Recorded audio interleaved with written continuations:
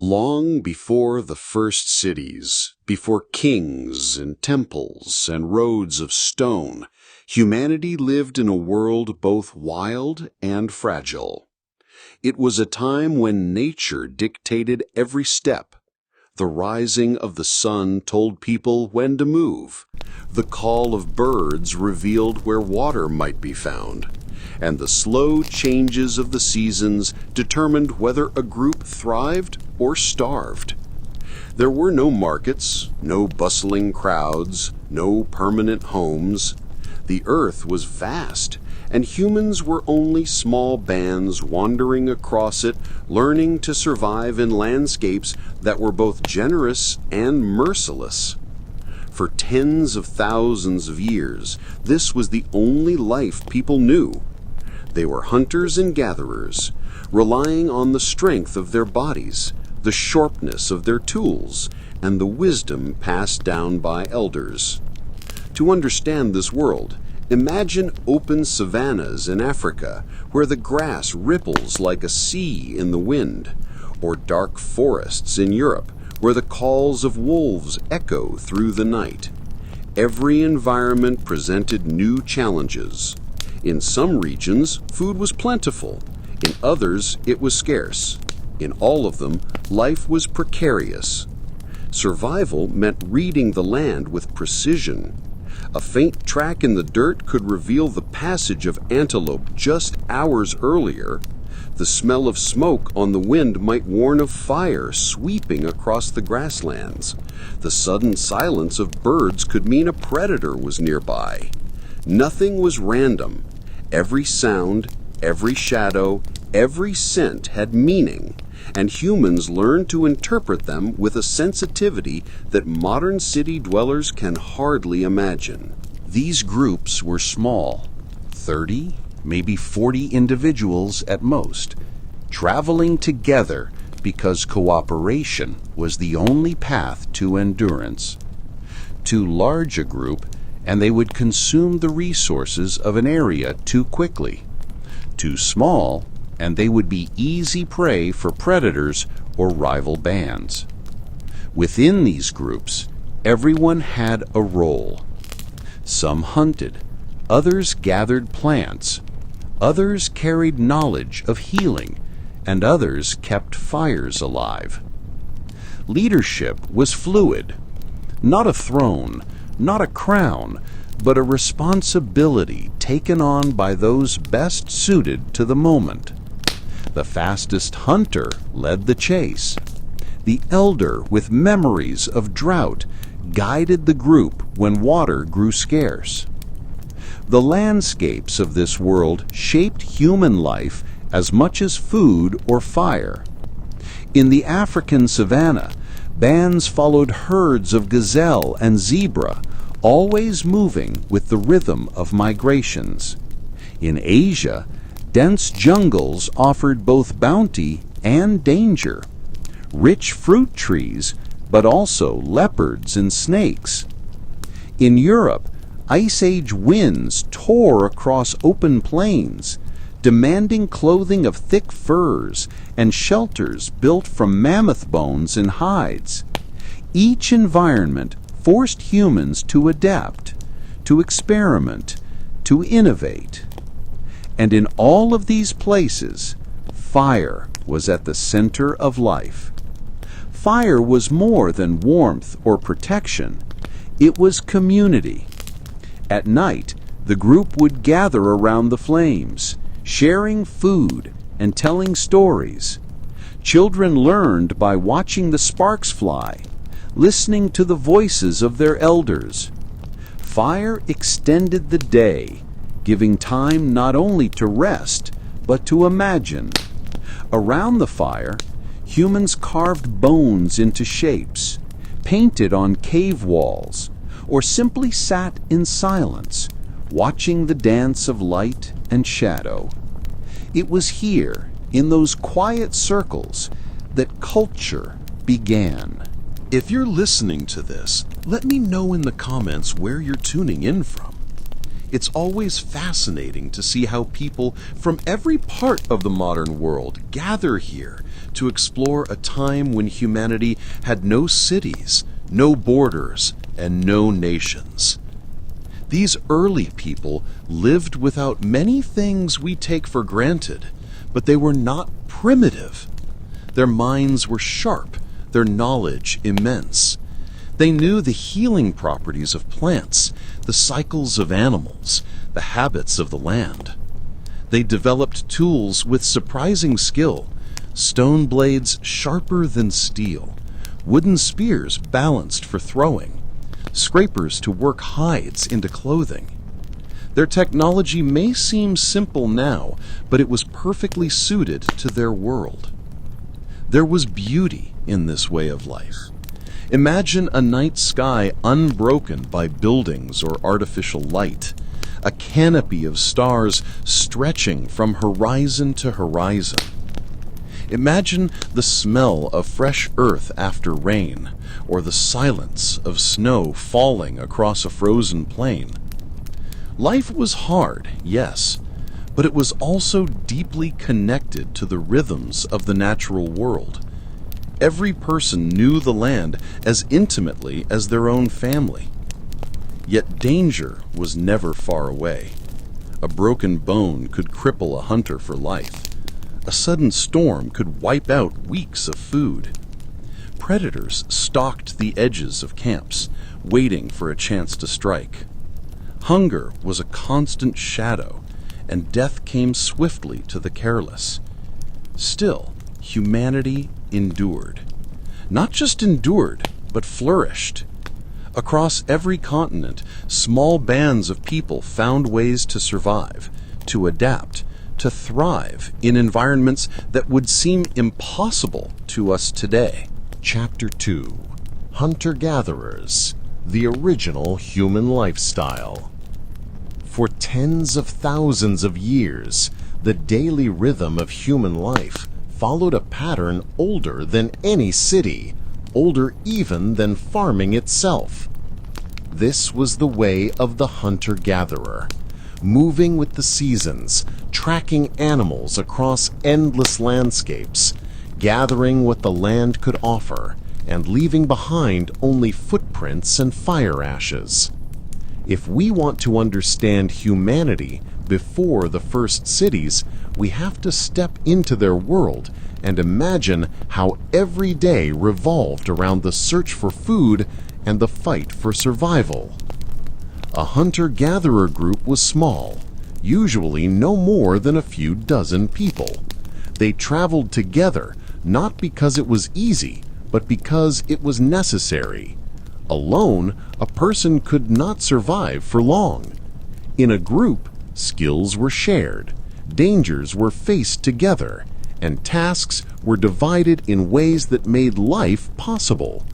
Some carried knowledge of hunting trails.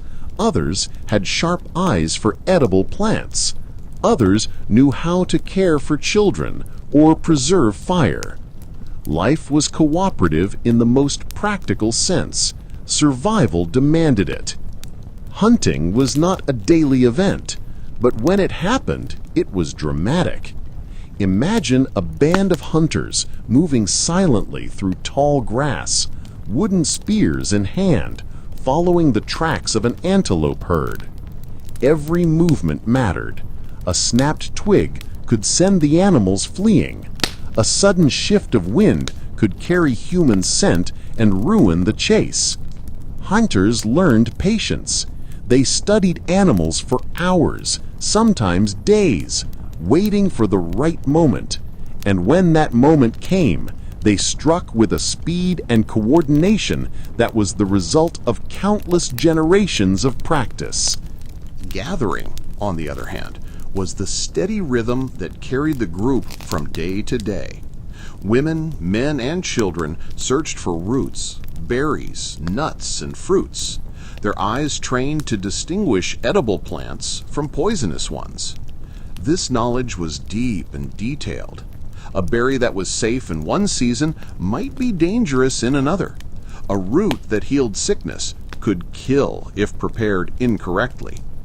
This was science before laboratories, learned through observation, memory, and the careful passing down of wisdom. The balance between hunting and gathering shifted with the environment. In fertile lands, plant foods might provide most of the diet, while in harsher climates, hunting was essential. What united all groups, however, was flexibility. Hunter-gatherers adapted constantly, changing their strategies depending on the season, the weather, and the movement of animals.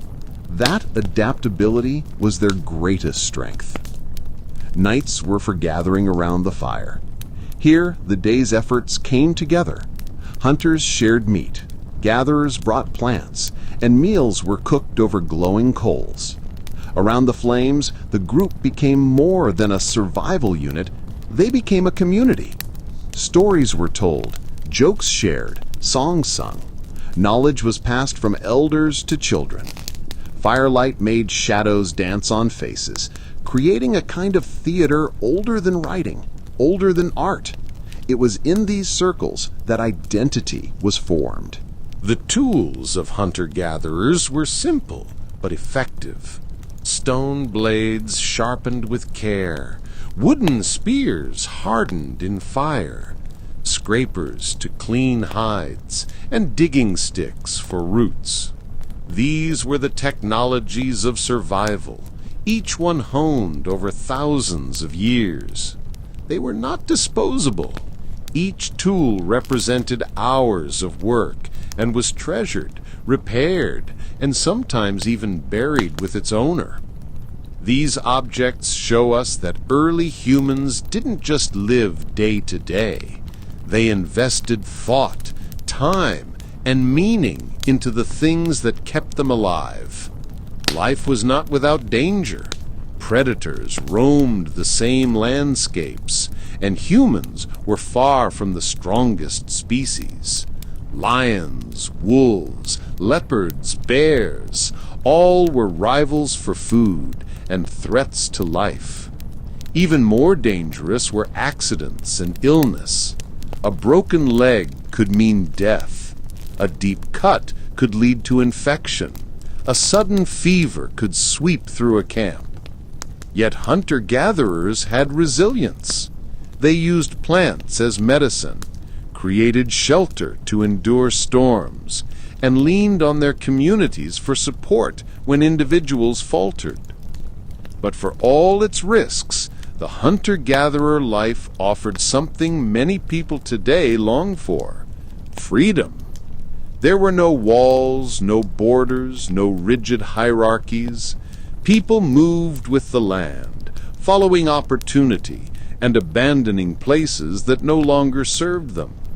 They lived with an intimacy to nature that is difficult for us to imagine, feeling the pulse of the earth in every decision. Their lives were not easy, but they were deeply connected to each other and to the world around them. And this lifestyle was not brief. It lasted for tens of thousands of years, far longer than any empire or nation that came after. From the caves of Europe to the deserts of Africa, from the forests of Asia to the coastlines of Australia, humans lived as hunter-gatherers. This was not just a stage we passed through, it was the foundation of humanity itself. So, when we think of life before cities, we should not picture emptiness or a world waiting to be civilized. We should picture fires burning in the night, footprints pressed into the earth, laughter shared over roasted meat, and eyes turned toward the stars. This was the original human lifestyle, not primitive, not incomplete, but whole in its own way. A way of life that shaped who we are, and whose echoes we can still feel today. Chapter 3: Tools, Fire, and Early Knowledge. The story of humanity before the first cities is not only about wandering across landscapes or chasing herds of animals. It is also the story of ingenuity, the slow, patient accumulation of knowledge and skill. Long before writing, long before architecture, people shaped the world with their hands. They learned to sharpen stone into blades, to shape wood into spears, to control fire, and to pass this wisdom from one generation to the next. These were the foundations of everything that came later, the earliest technologies that allowed humans to survive and spread across the earth. The earliest tools were simple. A sharp stone struck from a larger rock could cut through hide or flesh. A rounded pebble could smash bones to reach the rich marrow inside. Over time, these crude tools evolved into carefully shaped blades, scrapers, and points. This was not random trial and error. It was a form of craftsmanship, repeated and refined until it became tradition. Imagine sitting by a fire, watching an elder strike flakes from a block of flint. Each strike is precise, deliberate, guided by knowledge passed down for generations. The resulting tool is sharper than a razor, strong enough to butcher an animal or carve wood. Wood itself became another material for invention. Spears hardened in fire, digging sticks used to unearth roots, simple containers carved from branches, all of these extended the reach of human hands. Nothing was wasted. Bones became needles and owls. Hides became ropes and bindings. Shells became ornaments and tools. Each object carried within it the story of necessity, of survival turned into skill. And at the heart of all these innovations was fire. Fire was humanity's first true companion. Its warmth, a shield against the cold. Its light, a weapon against the dark. But controlling fire was no simple task. It had to be kept alive, carried from place to place, guarded as carefully as life itself. For early humans, the ability to keep fire burning was as valuable as food or water. Over time, people learned not only to preserve fire, but to create it, striking stones together, spinning sticks until sparks appeared. To make fire was to command a piece of nature itself. Fire transformed everything. Raw meat became cooked, easier to chew and digest, unlocking more energy for the body and brain. Dangerous animals kept their distance from the glow of flames. Cold nights became survivable. New landscapes became habitable. Fire turned darkness into a gathering place, a circle of warmth where community could form. Around those flames, people talked, sang, and remembered. Fire was not just survival, it was culture. Knowledge grew in these circles. What plants could heal a wound? Which berries could kill? How should hides be treated to make them warm and waterproof? How could a stone be struck to form the sharpest edge? None of this was written down. All of it was carried in memory, shared in stories and demonstrations. The human mind became the first library, and every elder was a book. These early discoveries may seem simple to us, but they were revolutionary. The mastery of tools and fire was not only about survival, it changed the very shape of human life. With sharper blades, people could process food faster, freeing time for other tasks. With fire, they could cook roots and meat, unlocking more nutrients. With knowledge, they could plan hunts, prepare for seasons, and even dream of possibilities beyond the immediate present. Imagination was part of early technology. A spear is not just a stick. It is the idea of reaching farther than the hand can throw. A scraper is not just stone. It is the recognition that hides can become clothing, that survival can be improved. Every tool was a small piece of foresight, a glimpse into a future that had not yet arrived. The knowledge of fire and tools spread with people as they moved across the continents. From Africa to Asia to Europe, variations appeared, each adapted to local conditions. In colder climates, fire became essential for warmth. In forested lands, new tools were made for cutting wood. In coastal areas, shells were carved into fishing implements. Wherever humans went, their ingenuity reshaped the environment. And yet, these skills were fragile. A lost fire could doom a group. A failed hunt could mean hunger. A broken tool could cost precious time. This fragility made knowledge even more valuable. Every child was taught from an early age how to strike stone, how to keep embers alive, how to recognize the plants that could heal or harm. Teaching was survival, and so the first teachers appeared, not in classrooms, but around fires and in fields, guiding young hands to copy old skills. This world without cities was not empty. It was full of knowledge stored in the minds and hands of its people. Their discoveries may seem small to us, but they were monumental steps toward what would one day become civilization. The tools carved from stone and bone, the flames carried through the night, these were the sparks that lit the long path to cities, temples, and all that followed. So when we imagine life before the first cities, let us remember that it was not only a time of survival. It was a time of invention, of curiosity, of knowledge slowly gathered and carefully kept alive. A time when the human spirit showed itself not only in endurance, but in creativity. Chapter 4. The First Settlements.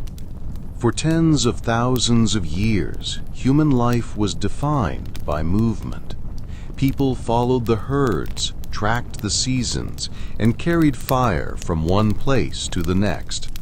But eventually, something began to change. In some regions, the land offered more than just a temporary bounty. It gave stability. Certain valleys held fertile soil. Rivers flowed reliably with fish and water, and wild plants could be gathered in abundance. Here, humans began to pause. They built camps that lasted not just for a night or a season, but for years. These were the first settlements, not yet cities, but the first steps toward them. Imagine a small clearing beside a river. A cluster of huts built from branches, reeds, and mud rises in the grass. Smoke curls from fires. The smell of roasted meat and dried fish hangs in the air. Children chase each other along the water's edge, while elders sit and work hides into clothing. It is not yet permanent, but it is different from the wandering life. This is a place to return to, a place that begins to feel like home. The shift toward settlements began gradually. Groups discovered that certain locations provided resources year after year. A river valley might offer water, clay, reeds, and fish. A coastal site could give access to shellfish, seabirds, and driftwood. In these places, people began to build sturdier shelters, structures meant to last through storms and seasons. Instead of constantly moving, they stored food, repaired huts, and planned for tomorrow in the same place they had planned yesterday. These early settlements were still small. dozens of people at most, sometimes a few families bound by kinship. They were not permanent towns, but they represented a new way of life, one where people began to shape the landscape around them rather than simply passing through it. Paths were worn into the earth, middens of discarded shells and bones built up over years, and fire pits grew larger with repeated use. Staying in one place brought advantages, but also challenges. On the positive side, settlements allowed for greater security. Food could be stored, shelters maintained, and group bonds strengthened. Children grew up in familiar surroundings, learning from older generations who remained nearby. Technology also advanced. When people stayed in one place, they had more time to perfect tools, experiment with new techniques, and develop traditions. But dangers came too. A settlement was vulnerable. Predators could learn where humans lived and return again and again. Rivals might attack, drawn by the same rich resources. Disease could spread quickly in a place where waste and people gathered together. And staying in one place meant becoming dependent on that place. If crops failed or animals migrated elsewhere, the group risked hunger. Still, the benefits outweighed the risks. Over generations, temporary camps grew into semi-permanent homes, and semi-permanent homes into semi-permanent homes. People learned to build with stronger materials, stone foundations, clay walls, wooden frames. They began to dig storage pits for grain, to smoke meat and fish for later use. Life no longer meant constant wandering, it meant planning for the future. This was also the beginning of a deeper connection to the land. Instead of seeing themselves as travelers moving through nature, people began to see themselves as caretakers of specific places. Graves were dug, ancestors remembered in the same soil where the living worked and ate. Sacred spaces emerged, not temples yet, but clearings, stones, or trees that carried special meaning for a community. The land became more than a backdrop. It became part of human identity. With settlements came new social dynamics. In mobile hunter-gatherer bands, possessions were few, easily carried from place to place. But in settlements, people could accumulate extra food, tools, ornaments. These things could be stored, traded, or inherited. Slowly, differences appeared. Some families controlled more resources, others less. Hierarchies were born not from strength alone, but from control of food and materials. It was the first faint shadow of inequality, a theme that would shape human societies ever after. Settlements also encouraged cooperation on a larger scale. Building a sturdy hut required multiple hands. Harvesting and storing food demanded teamwork. People began to specialize more deeply. Some became skilled toolmakers, others better hunters, others caretakers of crops. The seeds of division of labor were sown. One of the most fascinating examples of these early settlements is the site of Çatalhöyük in modern-day Turkey, dating back nearly 9,000 years. Though far later than the first temporary camps, it shows us how quickly settlements could evolve. Houses packed tightly together, walls painted with art, shrines filled with symbols. This was no longer a group of wanderers, but a society tied to place. Çatalhöyük stands as a bridge between the mobile life of the past and the cities of the future. But even long before such places, the earliest settlements marked a turning point. To build, to stay, to shape the land, these were radical decisions in the context of human history. For countless generations, survival had meant movement. Now it began to mean roots. The earth beneath one's feet was not just ground to be crossed, but ground to be claimed, nurtured, and remembered.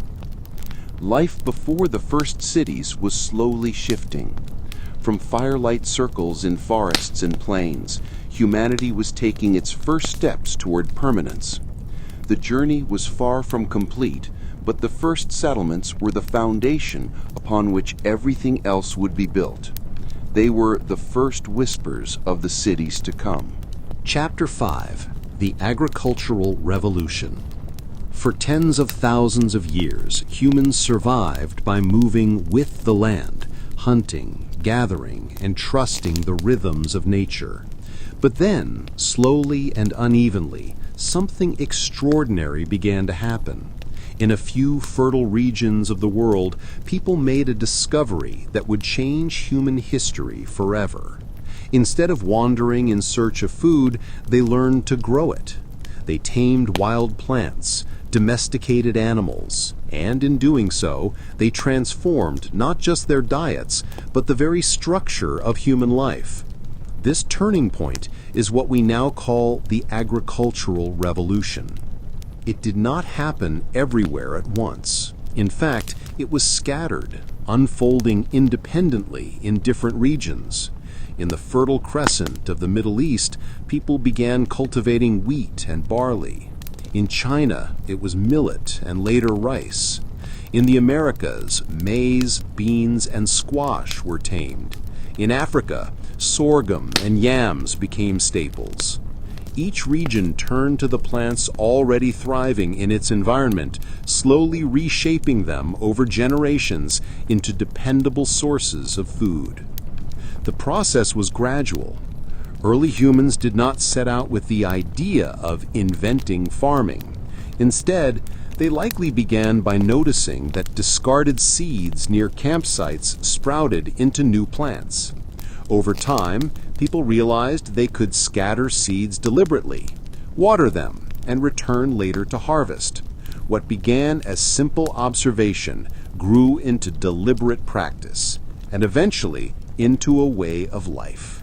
The domestication of animals followed a similar path. At first, people hunted herds of wild goats, sheep, and cattle. But over time, they began to notice that some animals were calmer, easier to manage. These animals were kept alive, bred, and gradually became tamer with each generation. Dogs, once wolves at the edge of the firelight, became hunting companions and guardians. Goats and sheep provided milk, meat, and hides. Cattle gave not only food, but strength to pull early plows. Humanity was no longer just taking from nature, it was reshaping it. The agricultural revolution changed the daily rhythm of life. Instead of moving constantly, people stayed in one place to tend their crops. They cleared land, dug irrigation channels, and built granaries to store surplus harvests. The cycle of seasons became the heartbeat of existence. Planting in spring, tending in summer, harvesting in autumn, waiting through the winter. Life became more predictable, but also more demanding. Farming required relentless labor, weeding, watering, guarding fields from animals and rivals. Food surpluses brought both opportunities and challenges. On the one hand, a good harvest meant security. Groups could survive winters, droughts, or lean years with stored grain. Populations grew as more children survived into adulthood.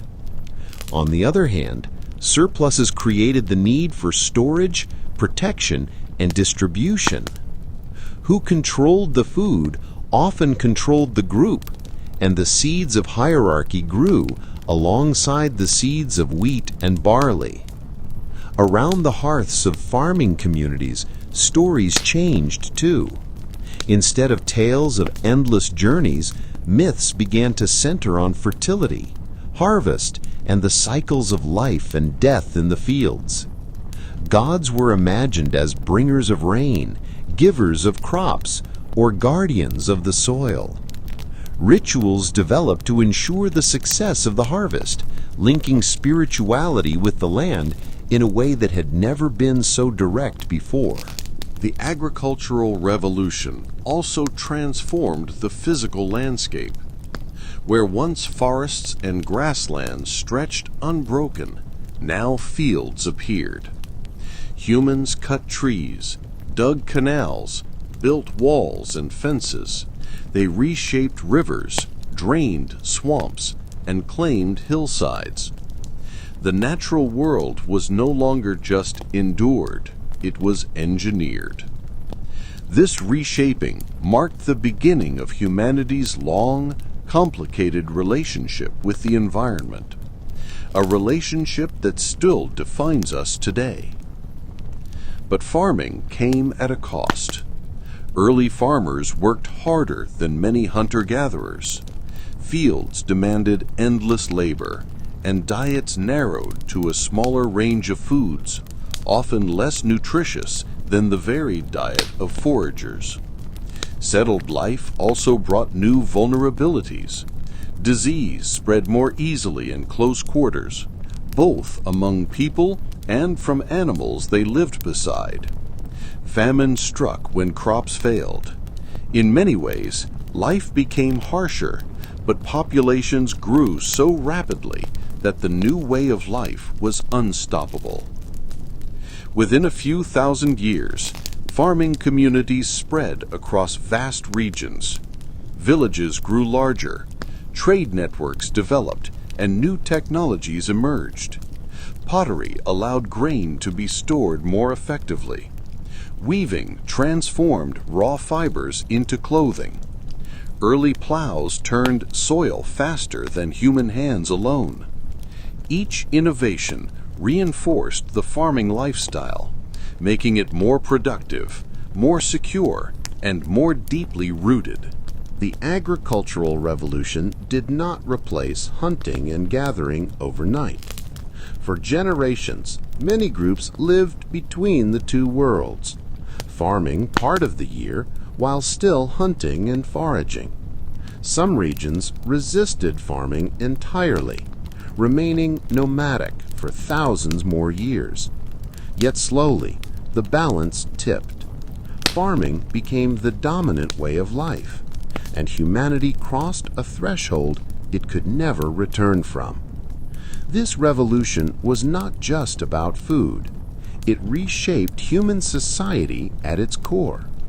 It allowed settlements to grow larger, supported higher populations, and encouraged specialization. Some people could now spend their lives making tools, building structures, or performing rituals, supported by the surplus grown by others. In this way, farming laid the groundwork for everything that would follow: villages, towns, and eventually the first true cities. The fields and herds of the agricultural revolution were the cradle of civilization. They transformed wandering humans into settled communities, gave rise to new technologies and beliefs, and set humanity on the path toward the great urban centers of history. It was one of the most profound changes our species ever experienced, and its legacy shapes our lives to this very day. Chapter 6: Spirituality and Symbols. Long before temples rose above cities or priests recorded prayers on tablets, spirituality was already woven into the daily life of early humans. Even in the age before the first cities, people sought meaning in the world around them. They looked at the sky, the earth, the animals, the fire, and saw more than just physical things. They saw power, mystery, and spirit. These beliefs shaped their communities, their art, and their choices, leaving traces that still whisper to us across thousands of years. The earliest evidence of spirituality comes not from written words, but from actions. Burials are among the clearest signs. Some of the oldest graves, tens of thousands of years old, show that people did more than simply place bodies in the ground. They positioned them carefully, often curled as if sleeping. They sprinkled red ochre, a mineral pigment, over bones. Sometimes they included tools, ornaments, or animal bones. These were not random gestures. They were signs of belief. Belief that life continued after death, that the dead needed care, that the living had obligations to the unseen. Caves, too, became places of meaning. Deep within the darkness, far beyond the reach of sunlight, early people painted animals on stone walls. Bison, horses, deer, and handprints stretched across chambers lit only by flickering torches. The purpose of these paintings is still debated. Were they part of rituals to ensure hunting success? Were they stories told in symbols? Or were they acts of reverence toward the animals themselves? Whatever the answer, the paintings revealed that humans saw more in the world than just survival. They created symbols, carried ideas, and gave meaning to images.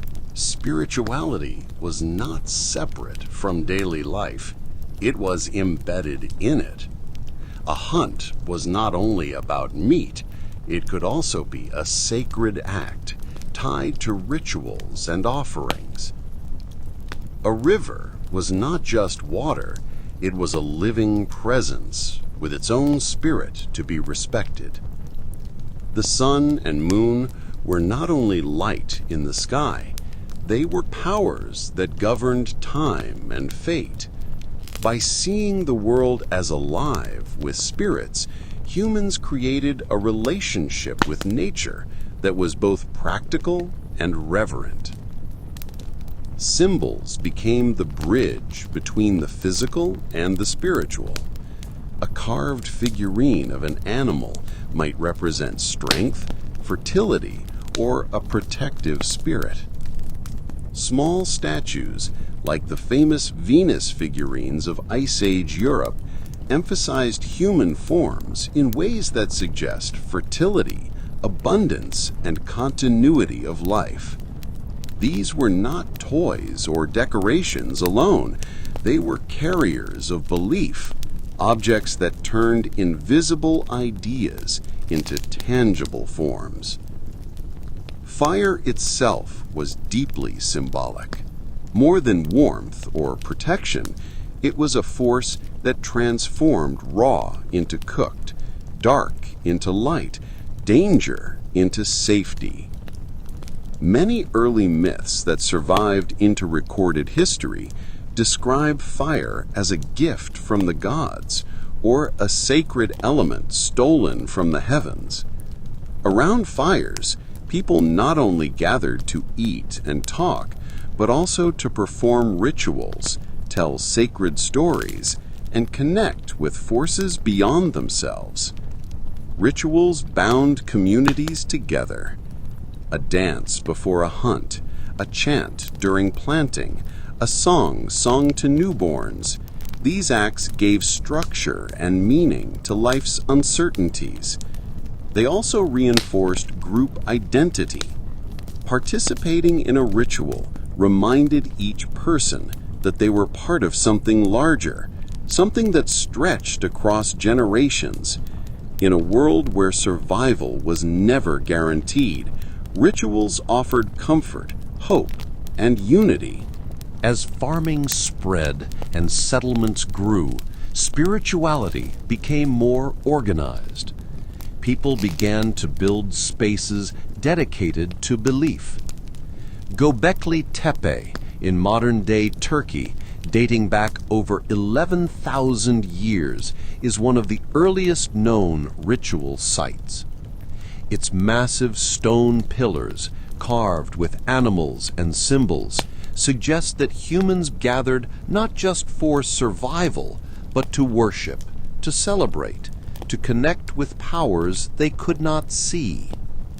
Remarkably, Göbekli Tepe seems to have been built before permanent villages, hinting that shared belief may have been one of the forces that brought people together in larger groups.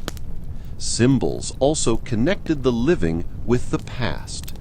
Ancestors were remembered through stories, objects, and sacred places. Graves were not abandoned, but revisited. The bones of the dead were sometimes carried or reburied, creating an ongoing dialogue between the living and those who came before. Memory was sacred, and in remembering, people kept their communities rooted in both time and place. Over time, spirituality and symbols shaped how humans understood themselves. They were no longer just creatures surviving day to day. They were beings who asked questions. Why are we here? What happens after death? Who controls the rain, the sun, the harvest? These questions, unanswerable yet irresistible, became the heartbeat of human imagination. And in their search for answers, people laid the groundwork for religion, art, and philosophy. The world before the first cities was not empty or silent. It was full of meaning, full of rituals, full of symbols that carried weight beyond their size. A handprint on a cave wall was not just pigment, it was a declaration. I was here. I belonged. I reached beyond myself.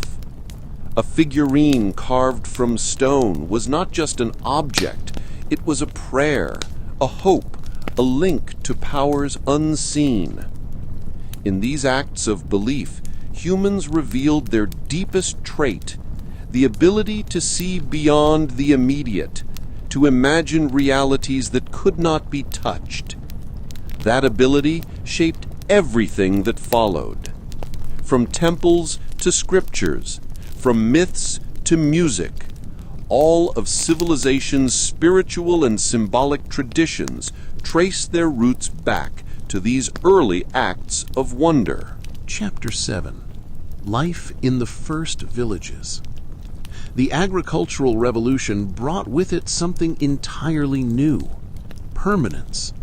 Where once families moved across landscapes in search of food, now they began to stay in one place, planting fields, tending animals, and building homes that would stand for generations. Out of these first experiments in settlement grew something remarkable: the first villages. They were not yet cities, but they were far more than temporary camps. In these small clusters of homes, humanity began to live a new kind of life, one that set the stage for the great civilizations to come. Imagine approaching such a village thousands of years ago. At its center stand low mud brick houses clustered close together. Paths run between them, worn down by countless footsteps. Smoke rises from hearths, carrying the smell of baked bread and cooked grain. Chickens scurry between huts. Goats are tethered nearby, and fields stretch out beyond the edges of the settlement. Children chase each other in the dust, while adults work together, repairing walls, grinding grain, or tending fires.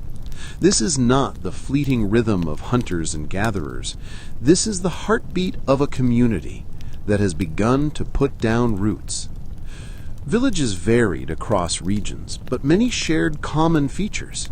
Homes were often simple, 1 or 2 rooms with packed earth floors. Walls were built of mud brick, timber, or stone, depending on local resources. Roofs were flat, used for drying grain, or even for sleeping on hot nights. Inside, a central hearth provided warmth and light, while clay vessels stored food and water. Though modest, these homes represented something revolutionary: the idea of a permanent place of belonging. Daily life in these villages revolved around labor, but also around cooperation. Farming required coordination. Fields had to be sown and harvested at the right time. Irrigation channels dug and maintained. Food stored carefully to last through the winter. Families worked together, but so did the community as a whole. A successful harvest was everyone's concern, and failure threatened all. The village became a collective where shared effort meant survival. But it was not only work.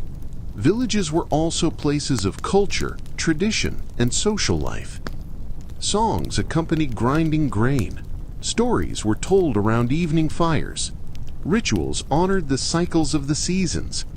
Symbolic practices became tied to the agricultural calendar. Planting festivals, harvest celebrations, offerings to ensure rain or protect crops. The rhythms of life were now measured not just by days and nights, but by sowing and reaping, by birth and death within a fixed place. Of course, permanence also brought challenges. Living closely together meant conflicts arose more often. Disputes over land, food, or animals had to be resolved. Disease spread more easily, carried by crowded conditions or by livestock living near humans. Waste management became an issue in ways that nomadic groups had never faced. Yet villages developed systems to cope. Shared storage pits, communal spaces, even the beginnings of leadership roles to mediate disputes. One of the most famous examples of early village life is Çatalhöyük in modern-day Turkey, occupied around 9,000 years ago. Its houses were packed tightly, with no streets. People entered homes through ladders from the roofs. Inside, walls were decorated with murals of animals, hunts, and geometric patterns. Burials took place beneath the floors, tying the living directly to their ancestors. It was not a city, but it was a complex, thriving community, a glimpse of what was to come. Jericho, another early site, shows yet another step forward. Located near fertile springs in the Jordan Valley, it became a permanent settlement with evidence of massive stone walls and even a tower. These constructions hint at communal projects and perhaps the need for defense, signs that villages were not only about farming, but also about protection and cooperation on a new scale. The growth of villages also changed how people understood possessions and identity. In mobile bands, few items could be carried. In villages, families could accumulate tools, pottery, ornaments, and food stores. Differences began to appear. Some households had more than others, whether through skill, luck, or inheritance. Hierarchies, however small, started to form. The seeds of wealth and inequality were sown in these humble beginnings. Villages also encouraged specialization. Not everyone needed to farm all the time. Some people focused on tool making, pottery, weaving, or ritual practices. Skills became more refined, knowledge deeper.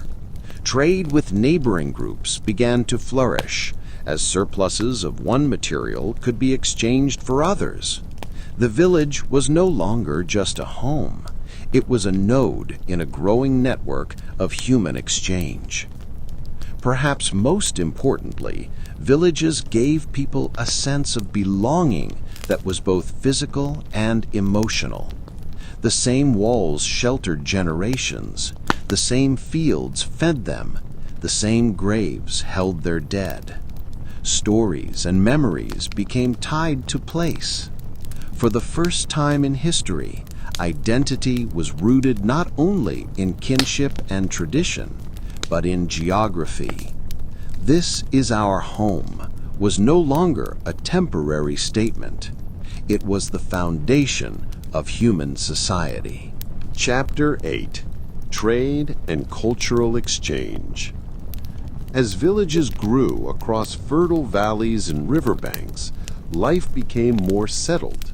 People harvested crops, tended herds, and built permanent homes. But no community could provide everything it needed on its own. Some had fertile soil but little stone. Others lived near obsidian or flint but lacked good land for crops. Still others sat by rivers full of fish, yet had no clay for pottery. This reality sparked one of humanity's most powerful innovations, trade. Long before money or marketplaces, human groups began to exchange goods, knowledge, and culture, creating invisible threads that bound communities together across distance. Imagine two neighboring villages. One sits near a volcanic hill rich in obsidian, the black volcanic glass that can be shaped into razor-sharp blades. The other lies beside a river valley with fertile fields of barley and wheat. One day, families from both villages meet along a path, bringing baskets of grain and carefully worked blades. A quiet negotiation begins. A handful of grain is traded for a single cutting tool. Both sides return home stronger, one with food security, the other with sharper technology. This simple act of exchange is as old as human society, and it laid the foundation for the global networks that define our world today. Trade in these early times was not just about objects, it was also about ideas. When people met, they shared knowledge about tools, farming techniques, or even beliefs. A new way of weaving baskets might spread from one valley to the next. A ritual learned in one community might take root in another. Over generations, these exchanges created a shared culture, a growing web of human connection that stretched far beyond any single settlement. Some materials were especially valuable. Obsidian, flint, salt, shells, and precious stones traveled remarkable distances in prehistory. Archaeologists have found obsidian tools hundreds of miles from their source, showing how far networks of trade extended. Each object carried not only utility, but also prestige. To hold a blade of obsidian was to hold proof of connection, a link to distant lands and people. Over time, these exchanges began to shape identities. Communities defined themselves not only by what they produced, but also by what they could acquire. A village that traded widely might gain influence, becoming a hub for surrounding groups. Leaders who managed these exchanges gained power, using trade to build alliances and secure loyalty. The first whispers of politics were tied not only to farming and defense, but to the control of goods and networks. Trade also brought diversity to daily life. A clay pot from one village might sit in the home of another, carrying both practical value and symbolic meaning. A necklace made from shells gathered on a faraway coast might become a treasured ornament in a mountain settlement.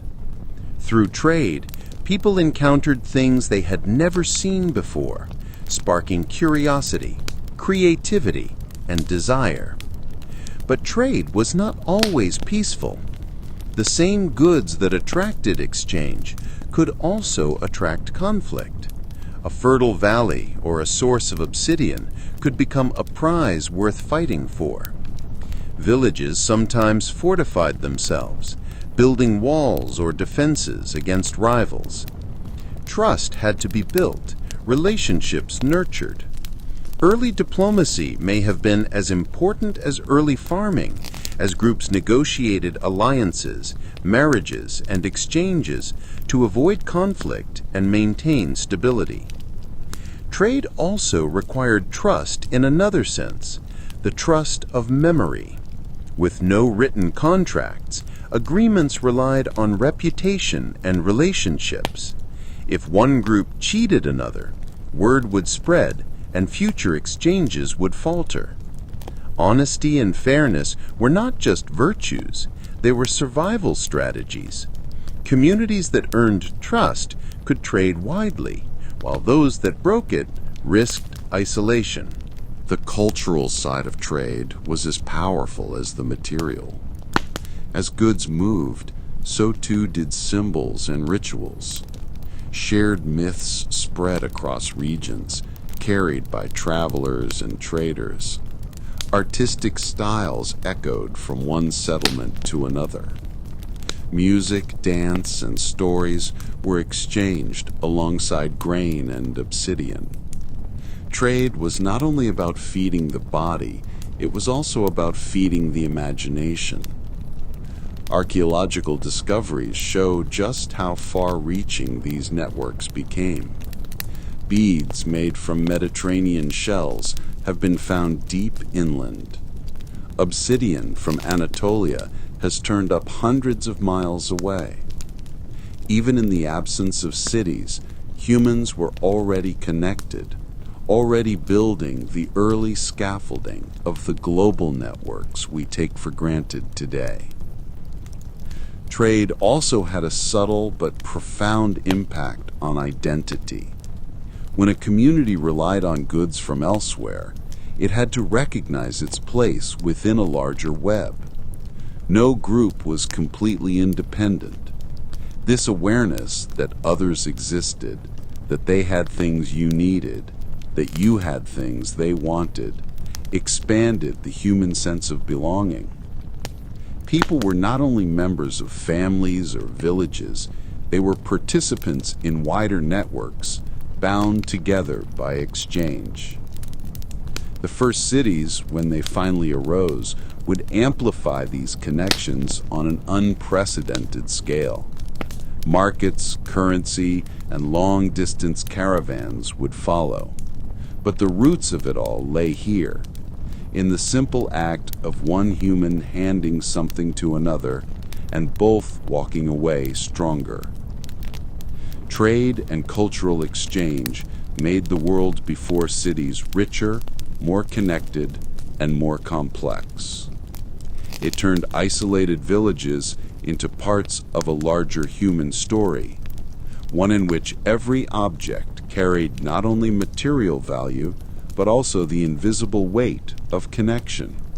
Chapter 9. Early Social Hierarchies. When the first villages appeared, life changed forever. Farming, permanent homes, and trade created opportunities that hunter-gatherers had never known. But with these opportunities came something new: inequality. For tens of thousands of years, hunter-gatherer groups had lived in relative balance. Possessions were few, decisions were shared, and leadership was often temporary. In villages, however, possessions multiplied, land gained value, and some families began to control more resources than others. This was the birth of social hierarchies, the first layers of power and status that would eventually shape the structure of civilizations. At the heart of this transformation was surplus.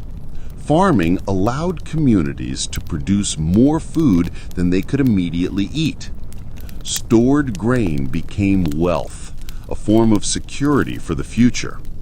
Families that controlled larger fields or produced more food could feed more people, gain influence, or trade for valuable goods.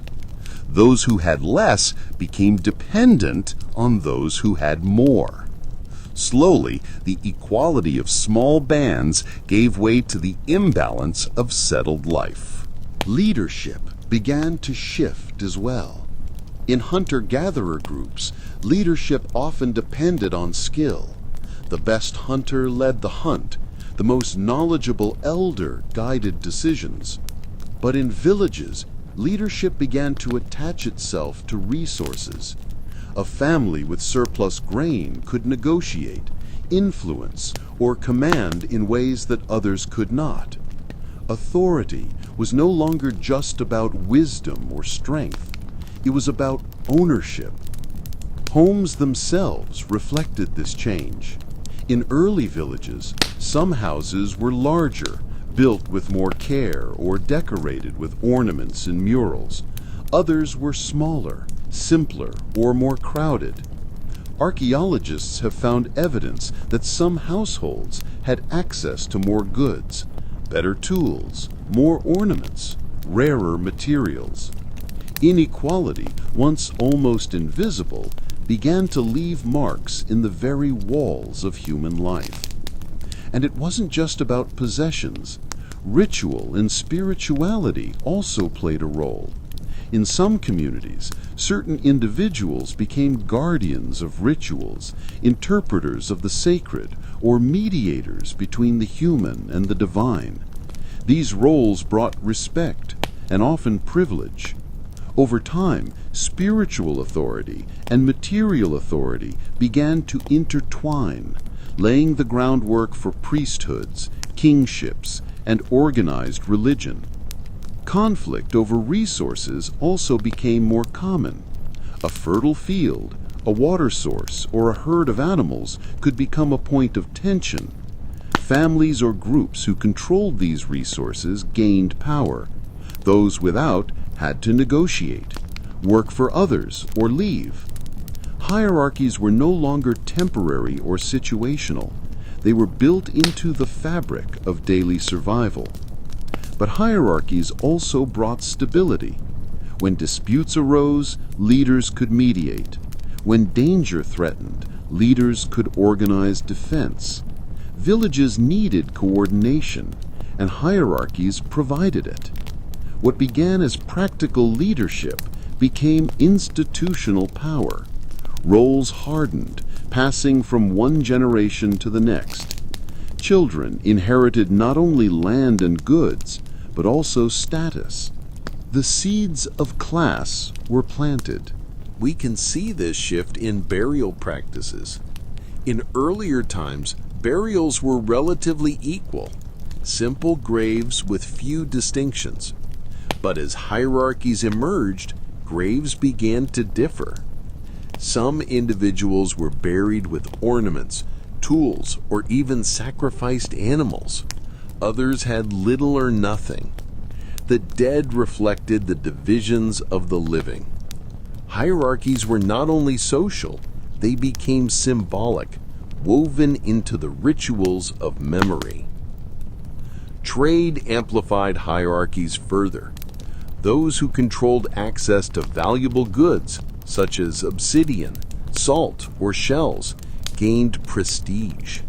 Leaders became gatekeepers, deciding who received what. Control of trade routes or materials could elevate a family or a group, creating early forms of elite status.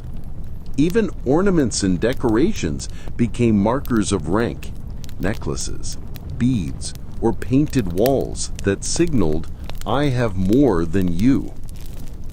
Gender roles, too, began to shift under these new pressures. In mobile bands, work was often shared, with hunting and gathering balancing each other. In farming communities, however, labor became more divided. Men often took on tasks of plowing, herding, and defense, while women focused on farming, food preparation, and childcare. These divisions, though flexible at first, hardened over time, contributing to unequal status between men and women in many societies. Violence also played a part. With more resources to protect, raids and conflicts became more common. Leaders who could organize defense gained power, often becoming warriors or chiefs. Strength and control over violence added another layer to the hierarchy.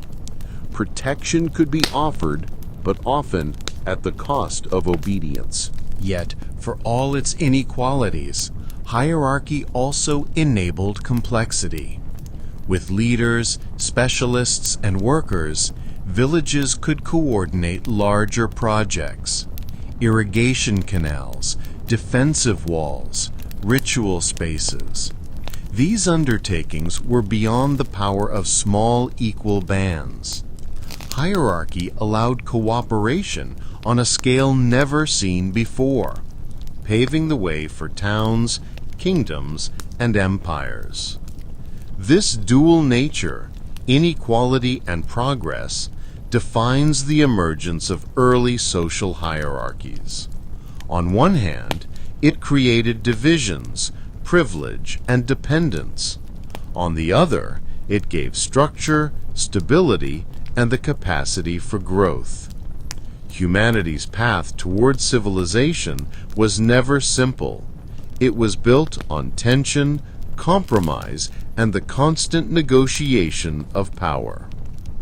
By the time the first cities emerged, hierarchies were no longer new. They were centuries old, ingrained into daily life.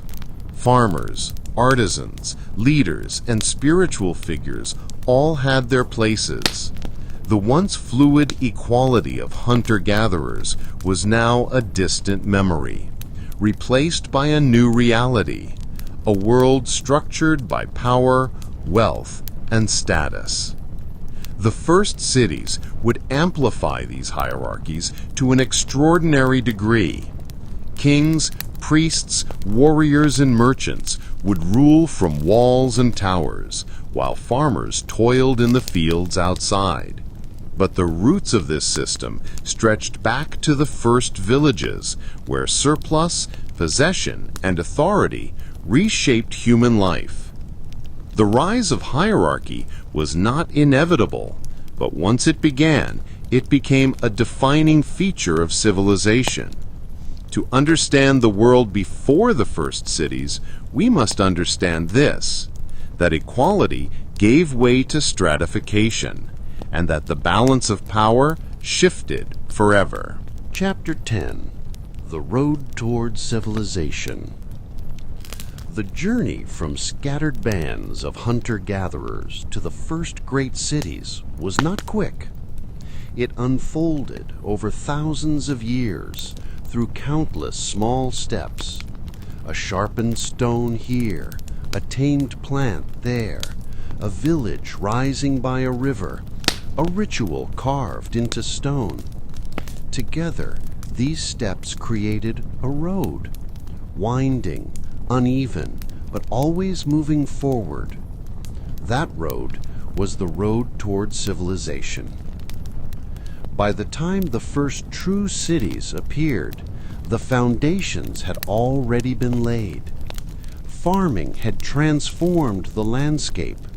Villages had tied humans to the land.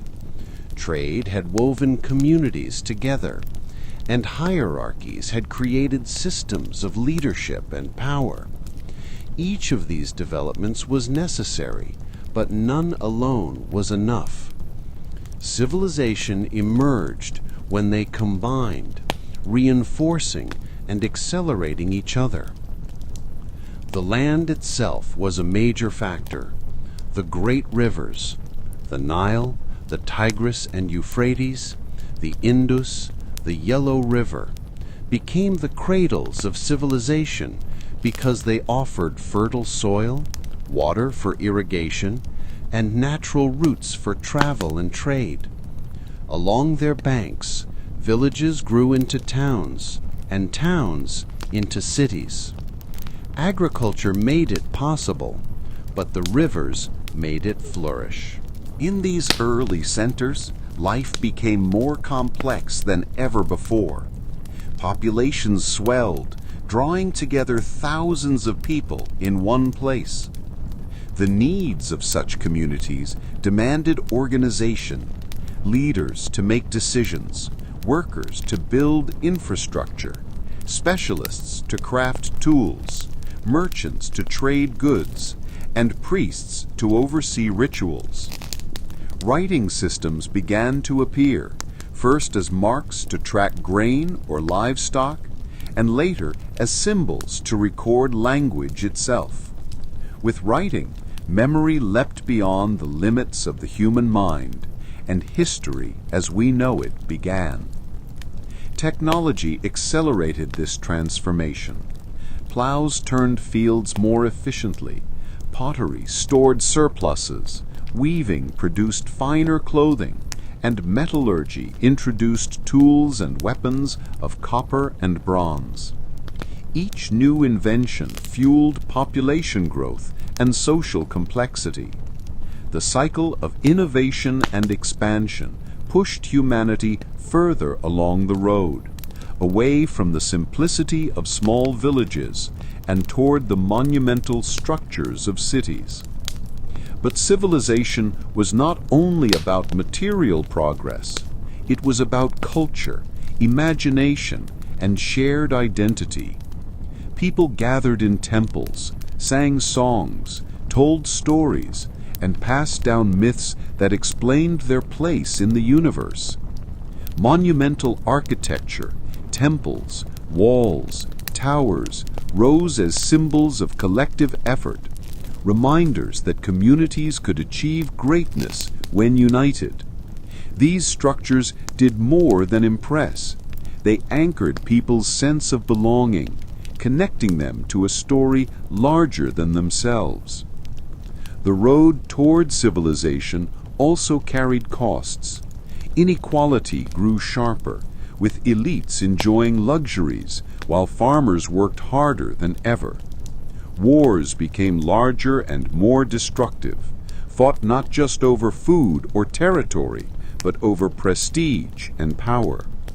Disease spread in dense populations, and famine struck when harvests failed. Civilization was not a paradise, it was a trade-off, offering security and progress at the price of freedom and equality. Yet for all its struggles, it unleashed human potential in ways the world had never seen. Art flourished, from delicate jewelry to monumental statues. Science began with careful observation of stars, seasons, and floods. Law emerged, codifying behavior into rules that bound communities together. The human story expanded from survival to ambition, from necessity to creativity. What began with fire and stone tools ended with the first written records, the first monumental temples, the first kings and priests ruling over thousands. Humanity had crossed a threshold. The age of villages was ending. The age of civilization had begun. Looking back, it is remarkable to see how far people traveled on this road. From scattered groups hunting and gathering in forests and plains, to vast communities building temples and trading across continents. The distance is staggering, and yet each step was built on the last, each innovation paving the way for the next. Civilization did not erase what came before. The echoes of early life remained, rituals of fertility, respect for ancestors, the rhythm of seasons, the reliance on cooperation. All of these carried forward, reshaped, but not forgotten. The road toward civilization was not a straight line, but a tapestry of continuities and changes, of old traditions woven into new realities. And here we are, thousands of years later, still walking that road. Our cities are larger, our technologies more complex, but the foundations remain the same: food, community, trade, belief, and hierarchy. Civilization is not something separate from us. It is the continuation of choices made long ago, in villages and fields, in caves and river valleys.